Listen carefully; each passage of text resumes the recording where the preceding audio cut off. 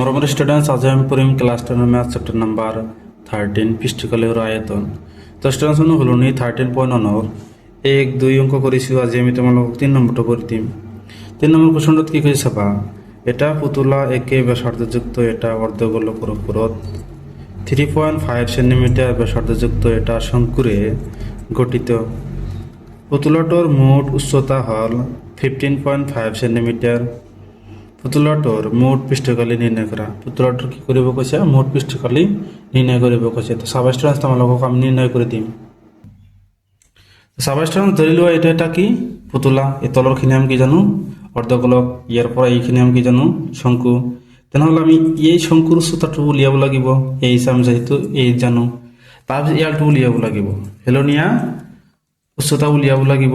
তো এল আম কি জানো, তোমালোকে একটা ফর্মুলা পাইছিলা, L square is equal to R square plus H square, এটা ফর্মুলা পাইছিলা। তেনেহ'লে এইচটো লাগিব, আর লাগিব, তাৰপিছত আমাৰ কি এই আৰটো ওলাব লাগিব। তো সাবস্টেন্স তোমালোক সকলোবোৰ ওলাই দিম আৰু অংকটো সলভ কৰি দিম চাবা। তো সাবস্টেন্স শংকুৰ ব্যাসাৰ্ধ আৰু অৰ্ধগোলকৰ ব্যাসাৰ্ধ আমি দুটা সমানে জানো। কিমান জানো, 3.5 সেন্টিমিটার। তো স্টুডেন্ট আমি এইটো কি জানো, ব্যাসার্ধ 3.5 সেন্টিমিটার। এটা আমি অলপ পিছত লাগিব। কিমান 3.5 আমি কিমান লিখিব পাৰো, 3.5 ডিভাইড বাই 10। কিয় 10 আমি কিয় ডিভাইড কৰিছো, আমি যেহেতু আমি পয়েন্ট তুলি দিম, এটা আমি কিমান লিখিব পাৰো, এইটো পূৰণ কৰিলে কিমান হ'ব 35, তলত কিমান থাকে 10। এটা আমি 5 ডিভাইড কৰিব পাৰো, 5 2 গুণ 10, 5 7 গুণ 35, তেনেহ'লে কিমান পাইছো আমি 7 ডিভাইড বাই 2 সেন্টিমিটার। এটু লাগিব অলপ পিছত চাবা। এতিয়া স্টুডেন্টস আমি কি কৰিম, এই শংকুটোৰ মোট উচ্চতা আমাক কিমান দি আছে, মোট উচ্চতাৰ পৰা আমি অৰ্ধগোলকৰ ব্যাসাৰ্ধ মাইনাস কৰি দিম চাবা। তো স্টুডেন্টস শংকুৰ উচ্চতা এটা আমি জানো, এটা আমি কি উচ্চতা জানো, এইটা আমি উলিয়াব লাগে। তাহলে আমি কি গোটেইখিনিৰ পৰা অৰ্ধগোলকৰ ব্যাসাৰ্ধটো কি মাইনাস কৰি দিম। গোটেইটো আমি কি জানো 15.5 মাইনাস এটা আমি কিমান জানো 3.5, এটা মাইনাস করলে কিমান হ'ব, 5 পৰা 5 মাইনাস কৰলে 0, 15 পৰা 3 মাইনাস করলে কিমান হ'ব 12। তেনেহ'লে কিমান পাম আমি, এইটো কিমান পাম 12 সেন্টিমিটার। তাৰপিছত স্টুডেন্টস আমাৰ হেলনীয়া উচ্চতাটো উলিয়াব লাগিব। এটা আমি এলেৰে বুজো, এটা আমি উলিয়াম চাবা। তোমালোকে এটা ফর্মুলা পাইছিলা যে থেকে L square is equal to R square plus H square, তোমালোকে স্মল লিখিব পাৰা।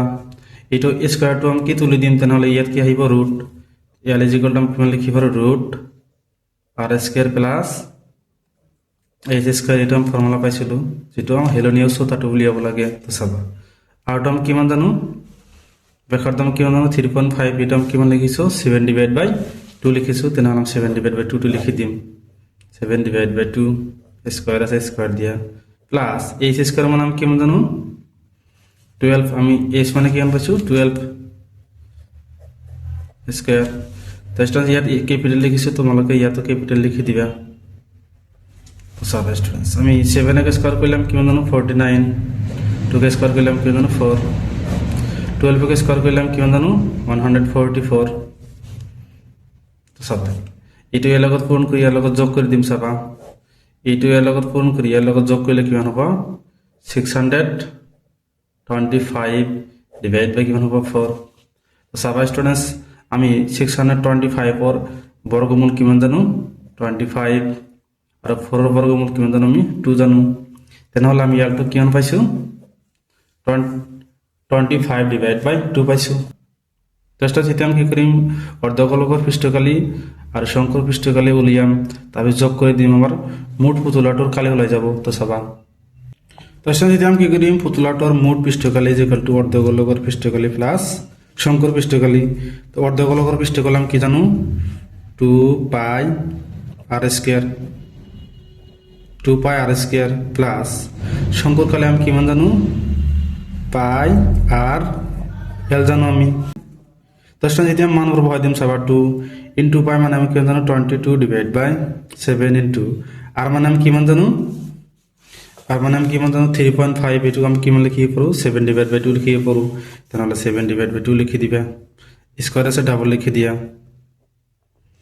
প্লাস পাই মানে আমি কিমান জানো 22 ডিভাইড বাই 7 ইন্টু ব্যাসার্ধ আমি কিমান জানো 7 ডিভাইড বাই 2 ইনটু এই এলটো কিমান পাইছোঁ আমি এল এইটো সেইকাৰণে ওলাই লৈছোঁ আমি 25 ডিভাইড বাই 2 25 ডিভাইড বাই 2 চাবা ষ্টুডেণ্টছ আমি এই 7 আৰু 7 কেঞ্চেল কৰিব পাৰোঁ এই 7 আৰু 7 আমি কেঞ্চেল কৰিব পাৰোঁ এই 2 ইয়াক আমি ডিভাইড কৰিলাম কিমান জানো 11 এই 2 ইয়াক আমি ডিভাইড কৰিলাম কিমান জানো 11 এই 2 আৰু এই 2 কি যাব কেঞ্চেল তেনেহ'লে ইয়াত কিমান থাকে 11 আৰু 7 থাকে ইয়াত কিমান থাকে 25 ডিভাইড বাই 2 ইনটু কিমান থাকে 11 তো ষ্টুডেণ্টছ এইটো তোমালোকক কৰি দি আছোঁ চাবা এইটো তোমালোকক এতিয়া আমি সলভ কৰি দিম কিমান থাকিব 11 ইনটু 7 প্লাস ইয়াত কিমান থাকে 11 ইনটু 25 ডিভাইড বাই 2 যেহেতু আমি কি কালি ওলাই আছে পৃষ্ঠকলে তেনেহ'লে কিমান আছে সেন্টিমিটাৰ আছে তেনেহ'লে তুমি সেন্টিমিটাৰ স্কয়াৰ লিখিবা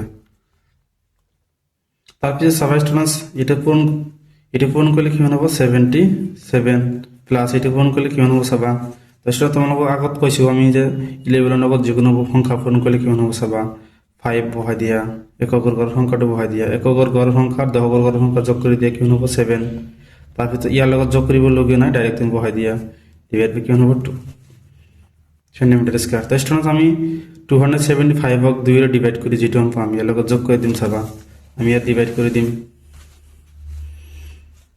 275 ডিভাইড বাই 2 চাবা ষ্টুডেণ্টছ ইয়াৰ ভিতৰত কিমান বাৰ যায় 13 বাৰ যায় 13 2 গুণ 26 কিমান থাকে 1 অনক বাক না যায় 5 টু লিখি দিয়ে কিমান হ'ব 7 2 গুণ 14 কিমান থাকে 1 অনক বাক না যায় সেইকাৰণে এটা 0 ইয়াত তেনেহ'লে কি হ'ব পয়েন্ট 5 2 গুণ 10 ইয়াত কিমান বাৰ যাব 5 বাৰ 0 তেনেহ'লে আমি কিমান পাইছোঁ 137.5 এটা আমি এতিয়া ইয়াত বহাই দি যোগ কৰি দিম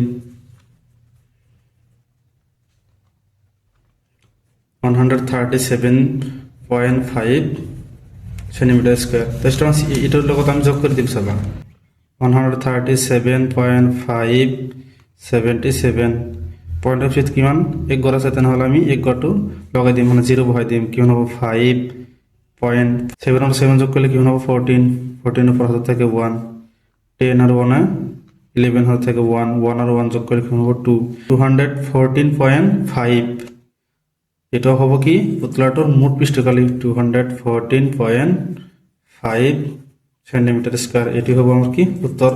স্টুডেন্টস ভিডিওটো ভালো লাগলে চ্যানেলটো সাবস্ক্ৰাইব কৰে দিবা। Thank you students.